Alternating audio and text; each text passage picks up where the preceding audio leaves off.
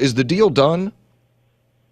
I think it's done in principle, but there's still some minor details, and my guess is that several lawyers and attorneys who are looking at things like this. There's a ton of money involved, and it's a very lengthy period of time, so there's probably a lot of contingencies that need to be taken care of, and there still might be on the table some of the smaller rights fees about, I don't know, limits on signage or even broadcast personnel who are retained. I don't know. There's over 12 years and that many millions of dollars. There's a lot of loopholes to make sure they're closed up. And the way the deal would work, if it is in fact IMG, is that IMG will pay the university a set amount. And there's been a lot of numbers flying around there. We don't know what that is yet.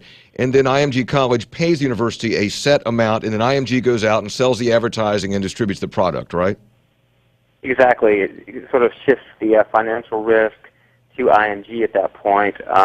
Although obviously the school is still going to want its branding and its presentation presented in a certain way, but they kind of forfeit that control, in essence, for getting that sort of upfront payment. IMG has a sort of a set system that they use at a lot of different schools, and they bring in their salespeople, or I guess in some situations retain some salespeople from the area, but they're doing pretty well, in making their money back. The numbers we're hearing for this deal seem a little excessive to me, but what kind of numbers? What kind of numbers are you hearing?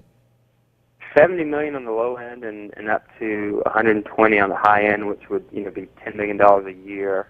And my guess on why that 12 years, where that comes from, is that it would mimic what's left on the Big 12 TV contract. But I haven't gotten that verified. But it just seems to pair up from a time frame standpoint. Allan, what does this mean if there is going to be a deal with IMG, which would be then the new company coming in to sell, produce, distribute WVU football and basketball games on the radio, coaches shows, some TV, internet, all those kinds of things. What does that mean for the West Virginia fan? Did they see any change? Do we know? If they retain the voice of the Mountaineers, Tony Caridi, and that crew, then the shift will not be as apparent.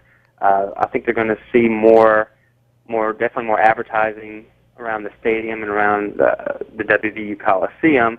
And speaking with a source who understands the industry really well, when you put that kind of money up front, whether it's $70 million or $120, whatever it is, every inch of property becomes a sellable piece of real estate. So there's going to be a lot more of that going on. There's the potential for in-game sponsorships, like I think I threw out in the story today, a United Bank First Down, or you're entering the Coca-Cola Red Zone. Something that's stipulated that what the play-by-play announcer says, and also maybe even the public address announcer at the game would mention. It's a target three-pointer. Well, because you never make one of those. Because the rights holder is going to want to. I mean, they're paying out big bucks. They're going to want to get their return. They want to monetize what they've done. Whereas when the rights were in house, WVU was concerned about making money, certainly, but they decided, well, we're not going to put signs up because we don't like the way it looks or something like that. So they might have, they would have taken it in that direction. And this is ultimately about the money. I'm not saying that in a pejorative way. I mean, schools like WVU are trying to maximize what they think their product is worth, and this is this is the way that most schools do it. Correct? It is. In fact, there's out of all of Division I, there's two schools that still do it in-house. West Virginia and Michigan State. Until recently, Illinois was the third, and they've now signed on with a deal as well. So, and when you speak about that stadium signage that we were talking about a minute ago, I believe Michigan and Stanford still have rules against in-stadium advertising. So they're purist in that regard. Now, obviously, you step out 1 degree from that, and their sponsorships out the wazoo, but. So that sort of example still exists, but it's the way it's done in college football, and West Virginia made it work for years without doing that. And I get the sense that some people still think they can, and that they can sort of work this state because it's people who live here and understand the business climate and can make that work.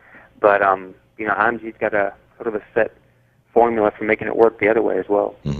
Allan Taylor's with us, Metro News Sports, and WVU. Drew Rubenstein has a story in the Dominion Post today as well, with many of the same details that you have today. And Sports Business Daily came out with a report yesterday saying that the deal on the rights had been reached. Now, WVU did issue a statement to Drew that said no deal has been reached and these are still ongoing discussions and nothing's been finalized. So put that in context for me. Why would WVU say that if you say and other reports are that a deal's been reached, in your opinion? I think they're just being mindful of anything from the bid loss to just the way things need to occur.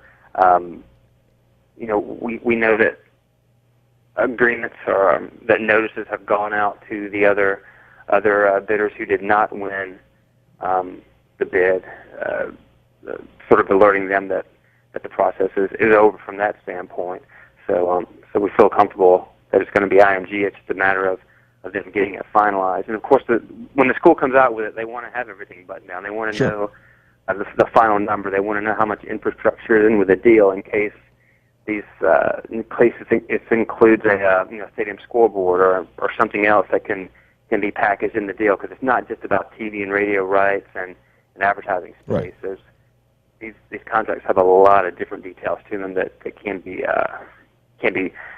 inserted, and that's why you can't just compare the dollar amount that Oklahoma gets versus the dollar amount that Texas Tech gets, because you really have to look at the details of that.